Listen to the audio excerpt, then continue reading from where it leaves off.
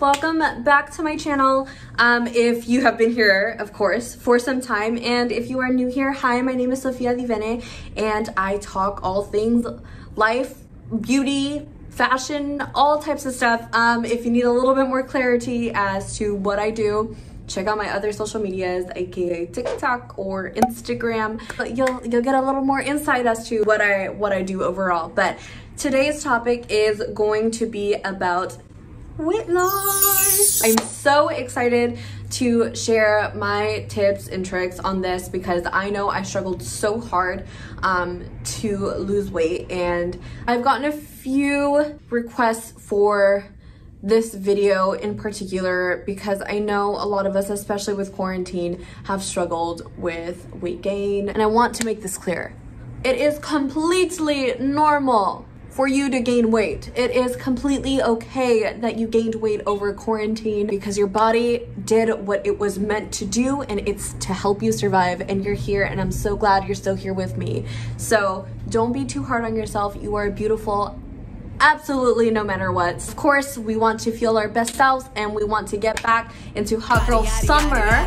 So that's what I'm here to hopefully help you guys do. Again, I am not a nutritionist, nor am I a personal trainer or anything. I'm gonna be speaking on my personal weight loss journey and what worked for me, and I just want to be as blunt and as real as possible and just say that whatever works for me may or may not work for you. And I know that sounds discouraging, but I just want to be real, and I don't want you to come at me and be like, Sophia, your advice is shit. Okay, I just want you guys maybe to take a little bit of what I give you today, and hopefully it'll help you out in the long run. So anywho, let's just get right on into the video, and I'll see you guys there.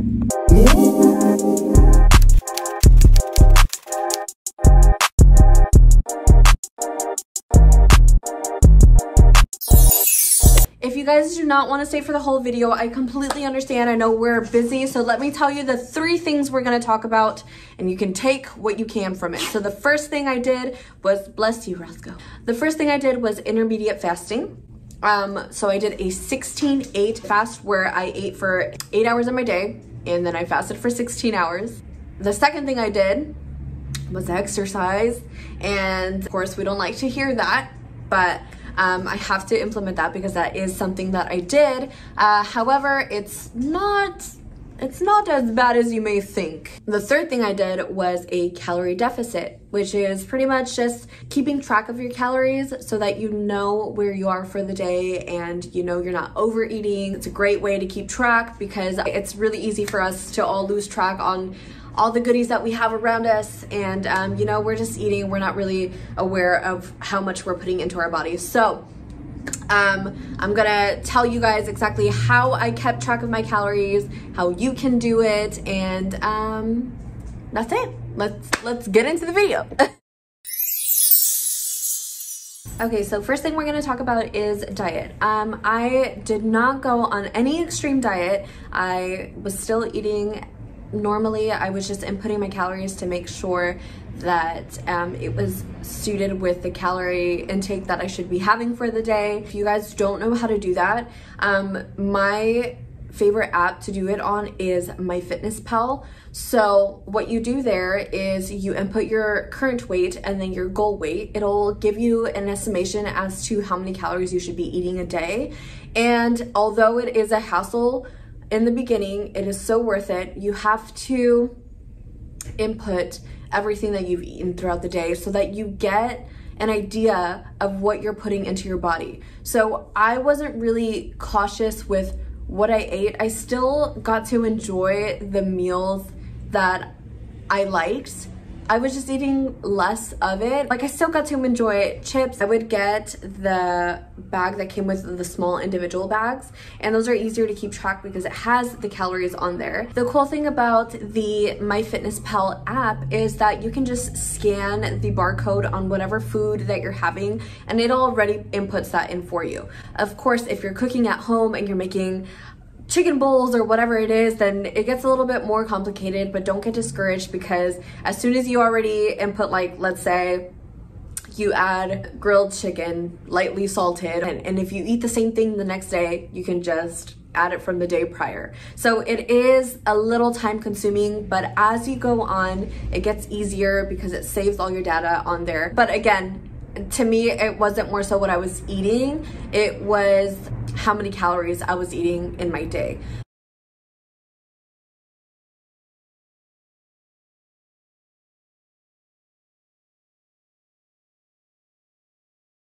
I think that's why I was able to stick to this, because I was still able to eat the things that I love. You want to find something that works for you that you can stick with.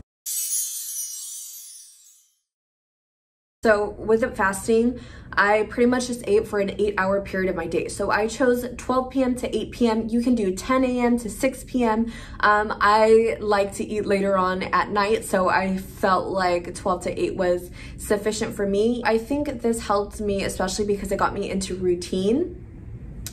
So when I eat my meals, and of course it doesn't have to be as drastic as a 16-8.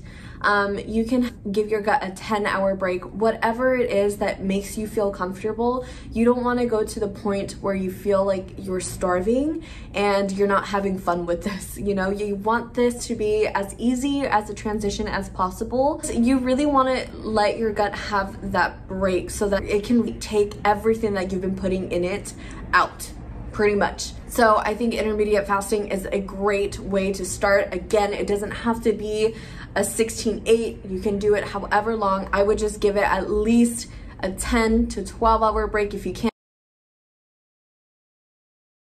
do the 16-hour. 16 actually wasn't that bad for me at all. It felt super easy, but it could also be because I'm not much of a breakfast person, so I never really ate in the mornings. I always ate around 12 anyway, so it wasn't that big of a deal. Last thing we're gonna talk about is exercise, okay? This is the one part we all hate to do. Nobody has the motivation to get up and go out and work out and get sweaty and do all that stuff. It was never my vibe. I used to get so upset when Johnny would ask me to go out on a run with him or go to the gym with him or whatever it was. I would get so upset because I genuinely hated working out. I hated the feeling I felt, and I think it also didn't help that going to the gym, I just always felt judged, or like people were looking at me. Of course, I'm sure it happens, but it's also mostly in my own head, because everybody there is mostly there to do what they're there to do, work out and focus on their workouts, you know? So I think since quarantine happened, what we did was we started running around my neighborhood. We would run about a mile, not daily, I would say maybe 3 times a week. And I mostly did cardio. I feel like cardio is a full body workout. And if you really think about it, I mean, obviously everybody is going to be different on their runs, but if you just say you have a 10-minute mile, then you do a 10-minute workout and you at least got something done. You got a good workout in, and you have to just try to push your boundaries as much as you can. Once you're done with the workout, you're gonna feel so alleviated. You're gonna feel more energetic, and you're gonna feel like you accomplished something in your day. So even if you just wanna start off with a slight jog and then slowly implement running or do a sprint every so often or whatever it is, you just have to move your body. Even if you're just going for a walk, try to go for like a mile or 2 walk, get your body moving. And I think that's the most important thing. This isn't going to be something that you automatically fall in love with, because who likes cardio? I mean, I do, but that's a different story. Even just doing one of those things, you're going to see a huge improvement. And once you see the results at your 1 month mark, your 2 week mark, you'll see slight improvements there, and that's gonna motivate you to keep going. So that's pretty much all we did. I know it was a lot of information, but if you guys have any questions at all about any of this, feel free to leave your comments down below. I am going to answer them to the best of my ability, as always. And I think that's it for this video. I'm gonna try to keep it as short as possible, so I'm gonna end it here. I love you guys so much. I wish you the best of luck on this journey. If you guys have been here for a while, then you already know the drill. Like, comment, and subscribe. And if you're new here, make sure to hit that subscribe button, that post bell notification button so that you're notified every time I post a new video. And let me know if there's anything else that you guys would like to know from me. But that is all, you guys. Thank you again. I love you. I'll see you guys soon. Bye. That's just what I do.